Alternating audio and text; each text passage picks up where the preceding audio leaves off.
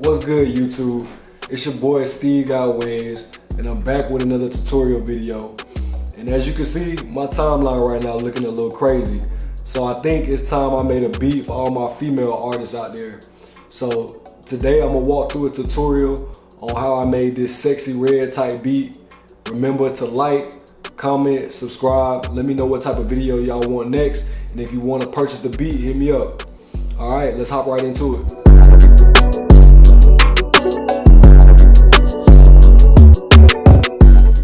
Alright, so as far as this beat is concerned, the first thing that I did, I put the tempo up to 173. I wanted something that was a little bit fast paced for this beat. And what I usually do to get the right tempo is I use the metronome here and I kind of listen to it. I listen to it tap and get a feel for how fast the beat will be. Kind of find a tempo that get you rocking.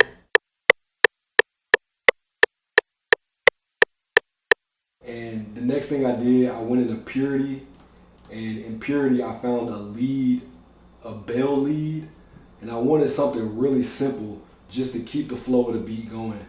So I wanted a simple and repetitive melody. I didn't want to put too much into the melody, so this is what I got for the melody.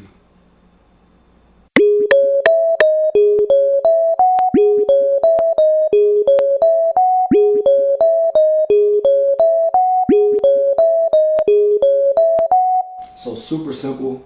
If you notice, the first note sounds like it's kind of warped, and how I achieved this was I put another instance of that G sharp note an octave below, so it's kind of hitting both of those notes, and with the lead it kind of sounds warped. For this project I started off in G sharp minor.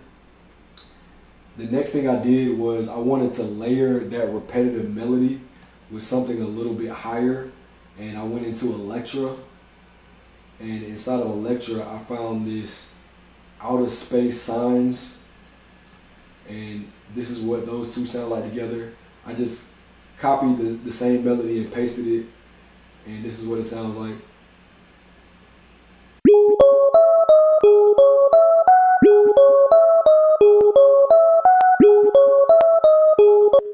So a little bit higher of a pitch.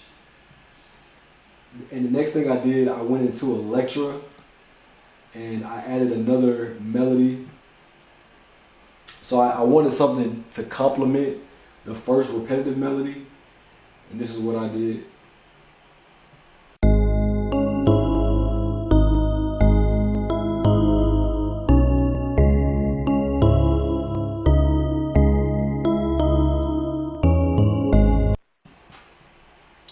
So that's fairly simple. I just did a melody up here to kind of keep the beat going, and then I added some lower bass notes. Next I went to arcade, and inside of arcade I wanted to look for something that was arpeggiated, that could fill in the backspace of the beat and really fill in the background of the beat.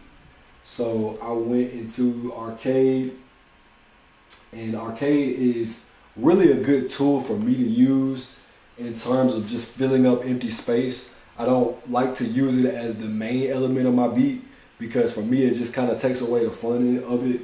But when you just need some accompanying elements in a beat and you need to kind of fill in the ambient space and just add little elements for ear candy, that's what I like to use arcade for. And this is what that sounds like.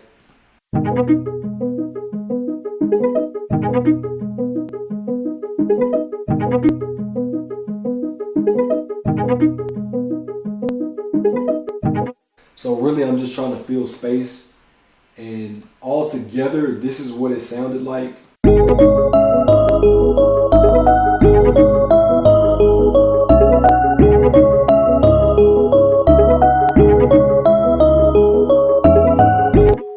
So originally when I listened to that, I thought it sounded a little bit crowded, not very easy for somebody to flow on that. I thought that there were a lot of notes hitting. It was a little bit high pitched. So what I did, I took the first two melodies that I came up with, and I put them on halftime.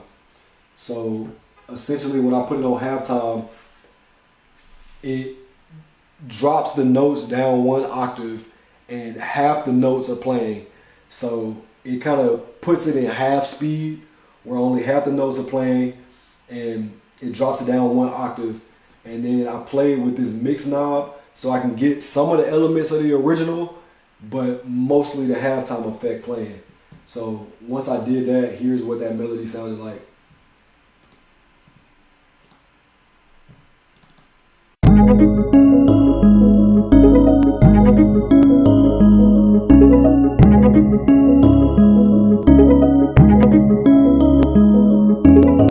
So a lot more space for somebody to work on. So the next thing I did, I wanted to combine all those elements together. And to do that, I went into my options, or is it options? No, it's pattern. So I went into my patterns from the top, and I clicked on render as audio clip. So when you render as audio clip, just click start, and it's basically going to create one pattern with all of those elements together in one pattern. So from there, I pasted that pattern into my playlist. And when I listen to it,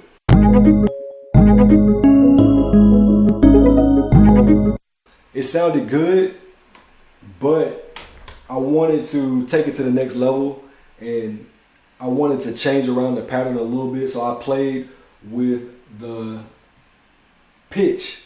I played with the pitch of the pattern, and I ended up pitching it down 2 semitones. So here's what it sounded like when I pitched it down 2 semitones.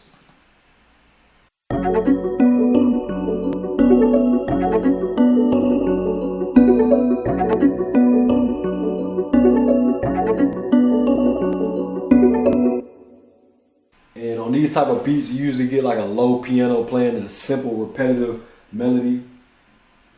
And then I added some top notes sprinkled in there. And of course, everything is in F sharp minor.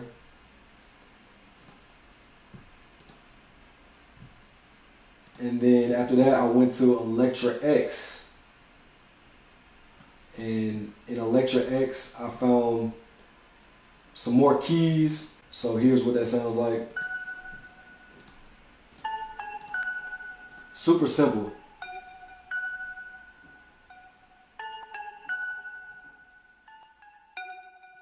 I wanted to keep it fairly simple from an 808 perspective, because on beats like this, you want to leave a lot of space for the artist to do their thing.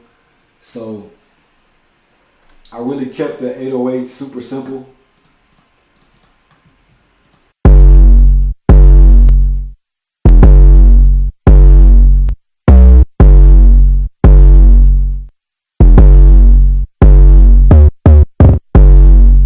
So just something to keep it moving, keep the beat moving. Also from a hi-hat perspective, I wanted to keep my hi-hat simple as well. So I basically started with a 2-step. So I clicked in fill each 2-step, and that's automatically gonna give you a 2-step pattern. And then from there, I just drew in a couple rolls at different points. So this is what the hi-hat sound like.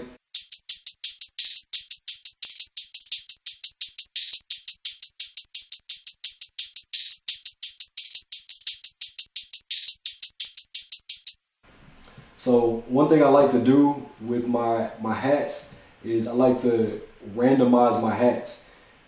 That way they sound like they're playing a little bit more naturally. A lot of times you could tell a FL Studio beat or a beginner FL Studio beat because the hi-hat sounds so robotic. They're the same velocity, and you could just kind of tell it's kind of, and it just doesn't add too much variation. So I like to randomize it and almost make it seem like someone's actually playing them on a drum. So in order to do that, I highlight the notes, and then I go into tools and click randomize. And what that's gonna do is it's gonna randomize the velocity and randomize the panning. So it sounds like it's coming from both sides and give you that stereo effect. So really the key to these beats is keeping them super simple.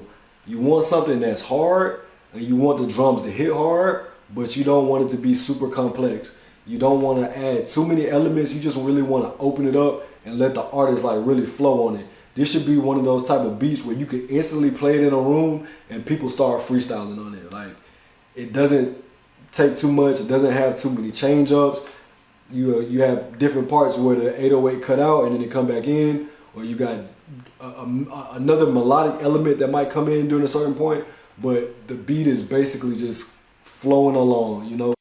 Alright, so that pretty much does it. Like I said, you want to keep it super simple. You want to keep the melody pretty simple. You want to keep the 808 simple, and you want to keep the hi-hats pretty simple.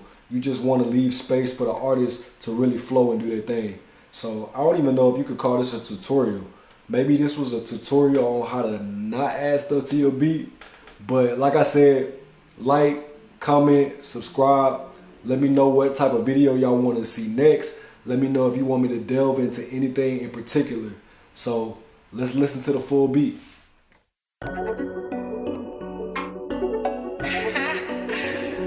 Stevie got away.